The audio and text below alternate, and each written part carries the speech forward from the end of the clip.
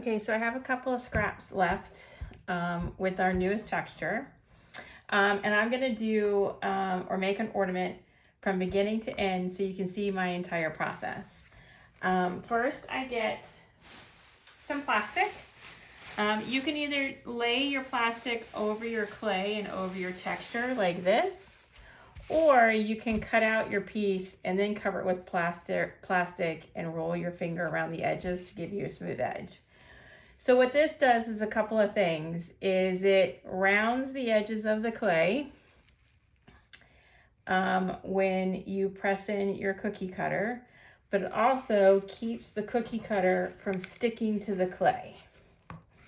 And it allows you to remove your shape without it getting stuck and without you having to press very hard and then ruining your texture.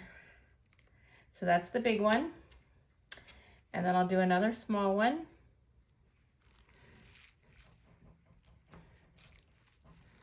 You just want to press it in, go all the way through.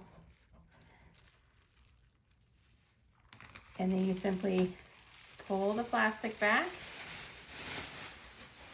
And then what you can do is you'll just pull that clay, that excess clay, away from the cutout shape. And I'm using a slab mat just as my workspace. So I give it just a little bit of a press and lift action all at the same time. So I can release the clay from the slab mat. And then what I do is I take my little domed shape and I'll take my ornament and I just press it around. This helps me prevent any warping when I make flat ornaments because I'm already creating this rounded shape. And then I take it off my little form and I will tap down the top and I will tap down the bottom so they lay flat so that when they're drying they have that surface area. And then I will take one of my little high fire wire hooks. I get these on Amazon. And then I just insert it at the top and I let it dry. So that's the big one. And now we'll do the small one.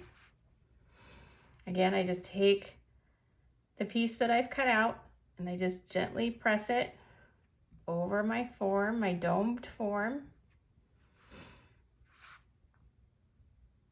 And then you're gonna tap, tap, tap, and tap, tap, tap the bottom and the top so those lay flat. And then I'll take a high fire wire and I stick it in. And then I just set these aside to dry. So we've made 4, just like that. And just so you can see, here's that domed or rounded form. And what that dome does is it rounds out your ornament, which is really great for when it's hanging on a tree because it'll catch the light in various places versus it being flat. And there you go. That's how I make my ornaments.